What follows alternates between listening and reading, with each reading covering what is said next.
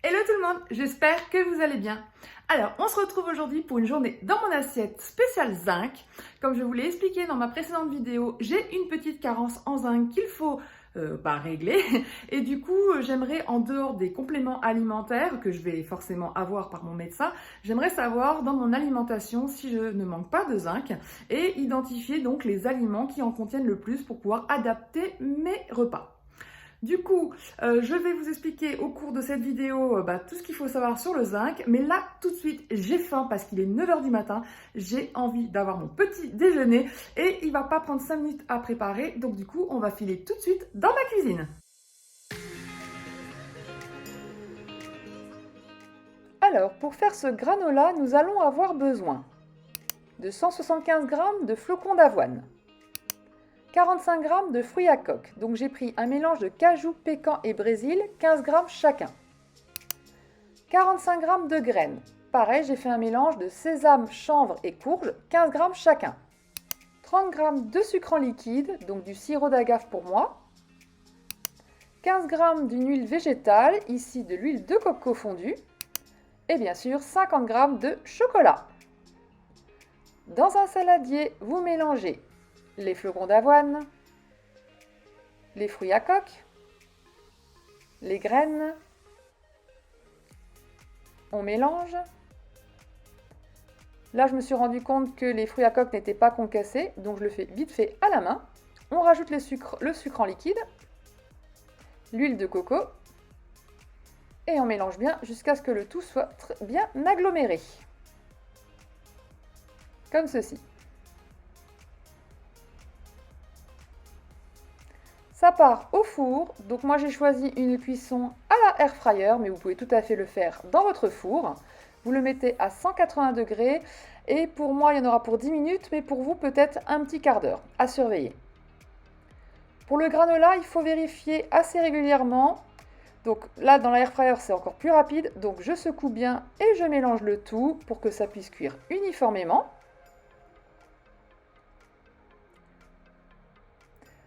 Quelques minutes plus tard, je retourne voir. Comme vous pouvez le voir, ça cuit vraiment très bien et très vite. Donc on remélange bien.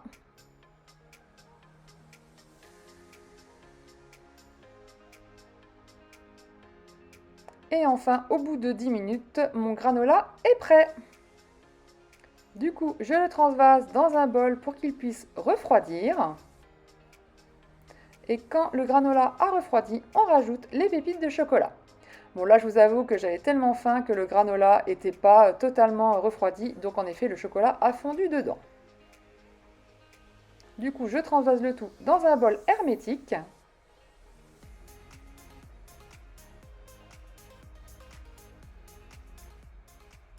Et voilà! En tout cas, ce granola, on va le déguster ensemble juste après, mais je peux déjà vous dire qu'il est très bon.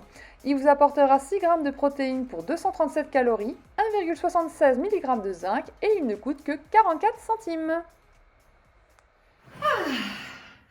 Je vais enfin pouvoir déguster mon petit déjeuner parce qu'il est 10 h 23 et finalement le temps de tout préparer, de filmer et tout, et puis d'attendre que le granola refroidisse surtout. Et encore, j'ai pas attendu à 100% parce que j'ai glissé le chocolat et ça a fondu un peu, mais c'est pas grave, ça va être sûrement bon quand même. Donc je vous dis ça en temps réel.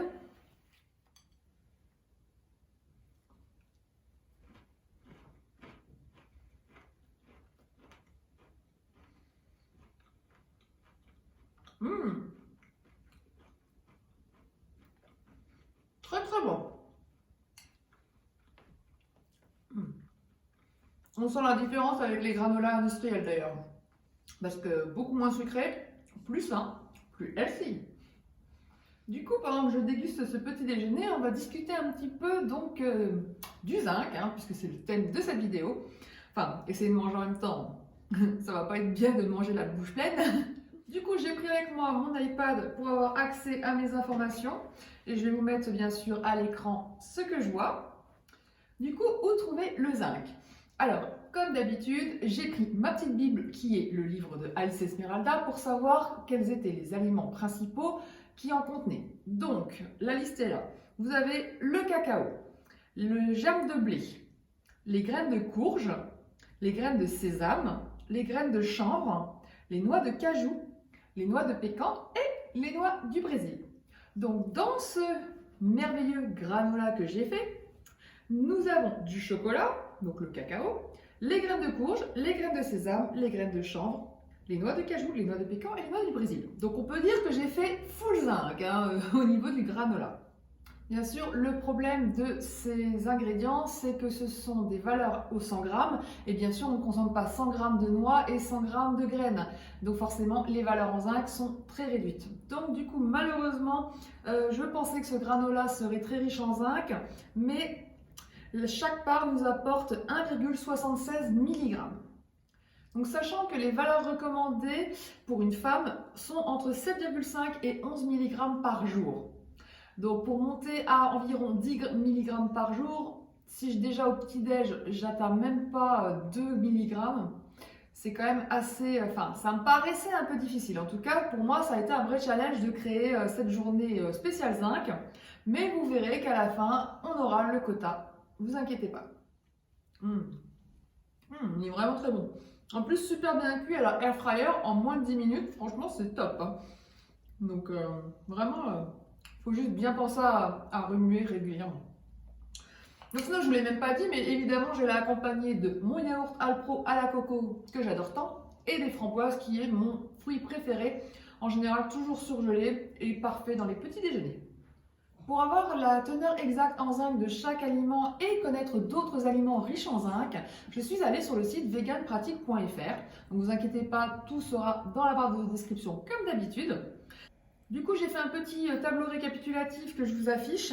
En fait, j'ai repris uniquement les éléments que je mange ou que j'ai à mon domicile.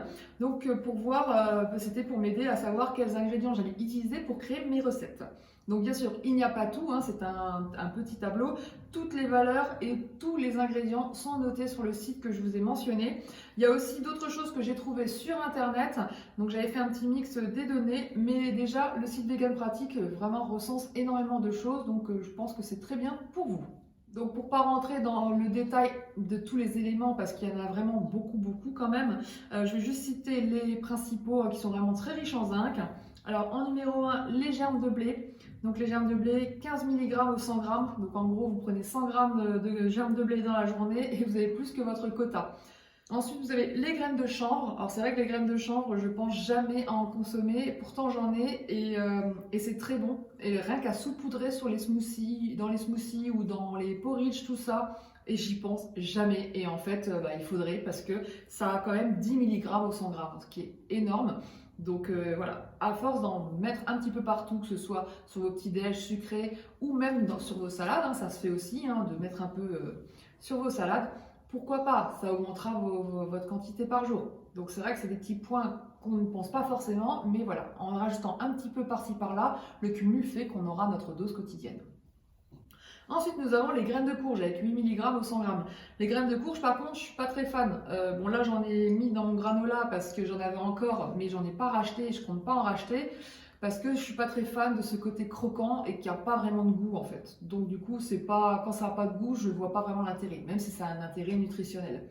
Je préfère me baser sur autre chose qui a du goût, comme le chanvre qui ressemble un peu à un goût noisette, plutôt que voilà, prendre quelque chose qui n'a pas de goût. Il vous suffit juste de trouver ce qui vous convient. Ensuite, j'ai noté le baobab, puisque cette poudre, je l'ai trouvée récemment chez Nose, que je n'ai pas encore testé. Donc pareil, c'est à rajouter normalement dans les smoothies, les petits déj, tout ça. Donc à tester, parce qu'il y a quand même 7,5 mg au 100 g, ce qui est pas mal. Ensuite, nous avons les graines de sésame. Alors ça, heureusement, j'en consomme très régulièrement, puisque j'adore les graines de sésame. J'en saupoudre très souvent, dès que je fais un plat asiatique, j'en rajoute. Et c'est vrai que j'utilise aussi maintenant pour les pâtes du gomasio, puisque le gomasio, c'est des graines de sésame toastées avec du sel. Donc du coup, à la place de saler mon plat, ce que je fais, c'est que je rajoute du gomasio à la fin. Ça me fait un super condiment, c'est super bon. Et du coup, ça vous met voilà, du zinc, donc c'est tout bénef. Ensuite, nous avons les graines de lin dorées. Alors, je précise dorées parce qu'il y a aussi les graines de lin brun et ça n'a pas le même taux. Sauf qu'à la maison, ce que j'ai maintenant, c'est plus des graines de lin brun, c'est des graines de lin dorées. C'est pour ça que je l'ai mis dans mon tableau. Mais vous avez aussi les graines de lin que je n'ai pas mis, mais vous retrouverez bien sûr sur le site. Donc là, il y a quand même presque 6 mg au 100 g, ce qui est pas mal aussi. Après, nous avons les noix de cajou. Donc les noix de cajou, 5,4 mg au 100 g. Mais par contre, voilà, 100 g de noix de cajou, ça fait quand même beaucoup parce qu'il y a quand même beaucoup de lipides. Certes, c'est riche en protéines également. Vous savez très bien que la noix de cajou, c'est très bon. Mais voilà, le problème, c'est qu'après, si vous augmentez trop les doses en fonction de certains aliments qui sont riches en lipides, vous allez faire exploser vos lipides de la journée. Donc j'ai essayé de faire en sorte d'équilibrer la journée et d'utiliser le plus possible les ingrédients, donc de varier au maximum mes repas du jour. Donc vous le verrez donc par la suite. Bon, je m'arrête là pour les explications sur le zinc. Évidemment, si vous avez des questions, n'hésitez pas à me les poser en commentaire, j'y répondrai avec plaisir. Mais en tout cas, je vous dirai d'autres choses de toute façon au cours de la journée quand je préparerai les autres repas. En attendant, je vais finir mon petit déjeuner et on se retrouve tout à l'heure.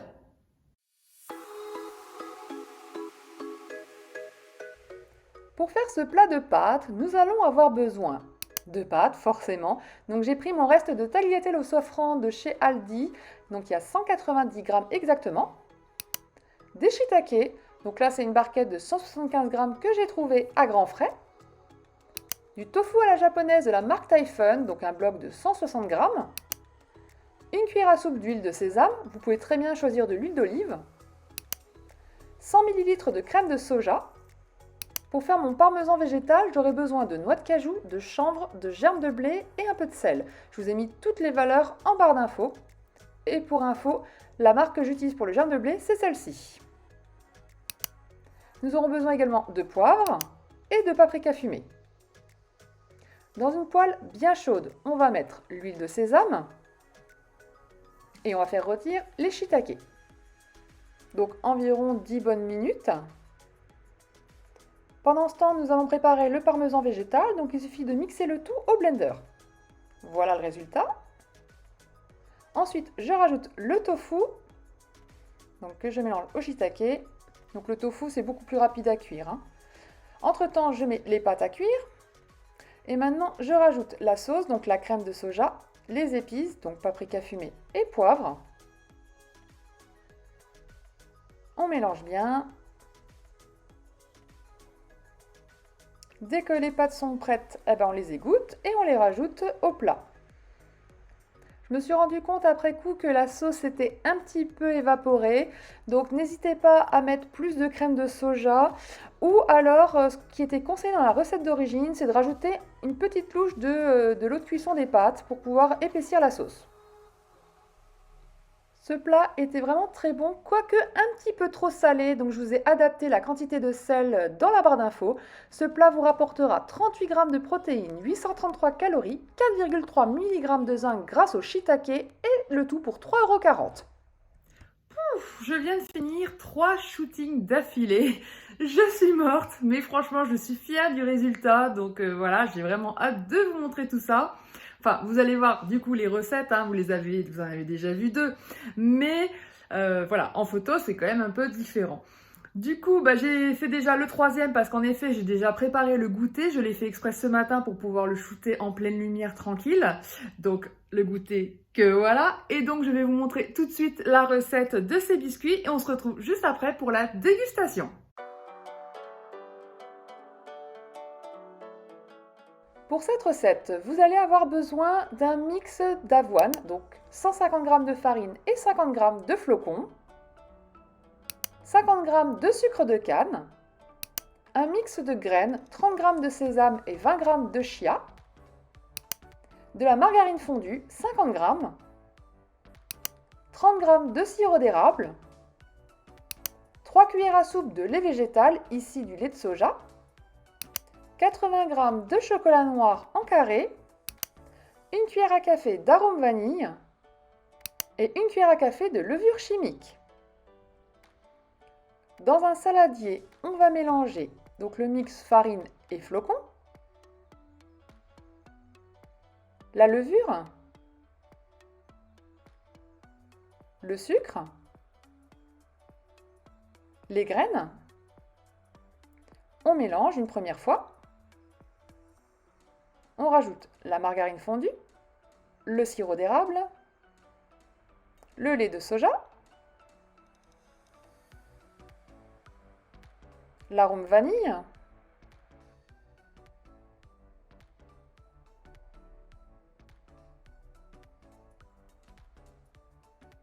et on mélange le tout jusqu'à ce que la pâte soit bien agglomérée comme ceci. Et on met le tout 15 minutes au frigo. Du coup, j'ai complètement oublié de mettre en route l'enregistreur de mon réflexe pendant la préparation de ces magnifiques biscuits. Donc c'est tout simple, là, je les ai fait à la main, la pâte tient vachement bien. Donc j'ai pas eu besoin d'emporte-pièce. Donc j'ai créé 6 beaux biscuits et ensuite j'ai rajouté le chocolat par-dessus. Et maintenant, on va enfourner ça au four, donc à 180 degrés pendant 12 minutes. Du coup, ces magnifiques biscuits super zinc vous apportent 6 g de protéines pour 332 calories avec 1,92 mg de zinc par biscuit et le tout pour 52 centimes.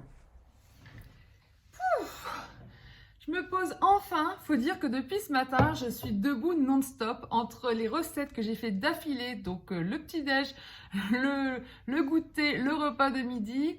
Ensuite, je me suis posée 2 secondes pour manger et je suis repartie direct en shooting puisqu'il fait beau et qu'il fallait en profiter.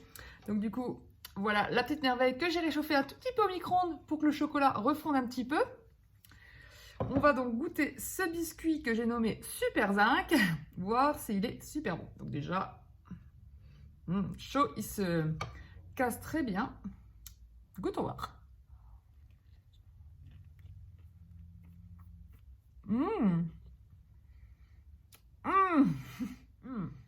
Ah, il est vraiment très bon. Je mange l'intérieur du coup. On dirait un cookie, mais bien plus assis. Un délice.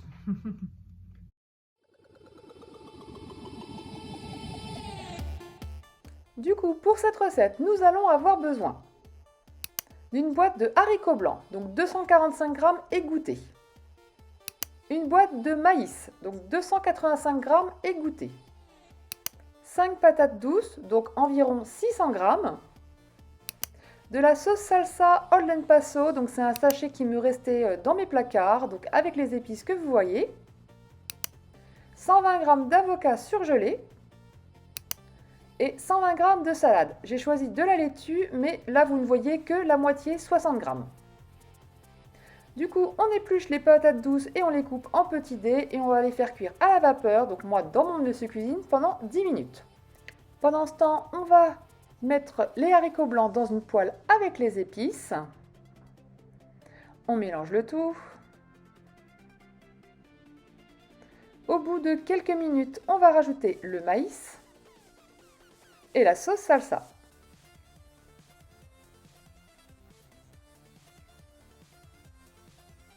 On mélange le tout.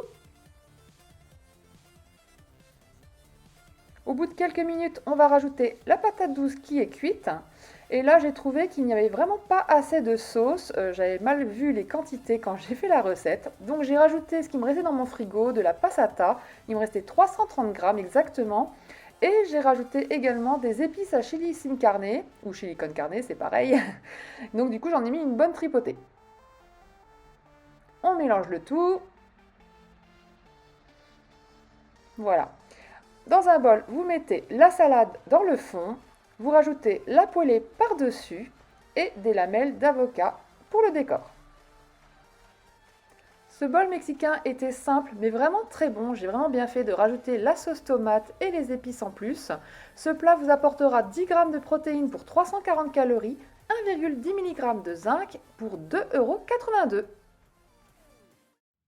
Voilà, c'est tout pour cette journée dans mon assiette. Du coup, on va faire le récap de la journée. Donc, je vous affiche mon petit écran. Donc, concernant le zinc, en faisant le récapitulatif des 4 recettes, on arrive à un total de 9,08 mg. Donc, on a largement le quota par jour. Donc, tout va bien. Et sinon, au niveau des calories, ça a été une journée relativement bien équilibrée avec 65 g de protéines, 256 g de glucides et 86 g de lipides, soit 2076 calories. Pour une fois, je n'ai pas dépassé mes macros, donc c'est cool. Comme quoi, quand on prépare bien ses repas à l'avance, on n'a pas trop de surprises. En même temps, j'ai cherché les recettes et je les ai modifiées selon pour que ça rentre dans mes macros. En tout cas, les 4 recettes étaient vraiment super bonnes. Je suis vraiment très fière d'avoir réussi encore une fois à créer 4 recettes toute seule. Mon coup de cœur revient aux biscuits Super Zinc. Franchement, ils étaient trop bons. Et du coup, je pense que je m'en referai très facilement. Par contre, je note quand même que j'ai trouvé ça relativement difficile de trouver une journée complète avec du zinc. Parce que normalement, c'est des apports qu'on doit avoir tous les jours. Et je trouve que ça a été quand même relativement difficile dans le sens où c'est pas des ingrédients que je mange tous les jours en fait. Donc après, j'ai quand même galéré à faire les recherches parce que pas mal de sites se contredisaient. Donc là, j'ai pris vraiment les valeurs en fonction des éléments que j'ai choisis, donc les ingrédients, mais peut-être que dans d'autres ingrédients que j'ai rajoutés, il y avait peut-être une microscopique once de zinc et du coup, le cumul fait que ça aurait été plus important. J'ai testé sur des applications comme Chronometer que j'avais utilisé justement pour ma journée dans mon assiette spéciale calcium. J'ai eu la surprise de voir que pour un ingrédient qui était riche en zinc, eh ben là, c'était marqué 0 mg. Donc du coup, je me suis dit, bah, c'est quoi ce bordel? Il m'affiche pas les bonnes valeurs.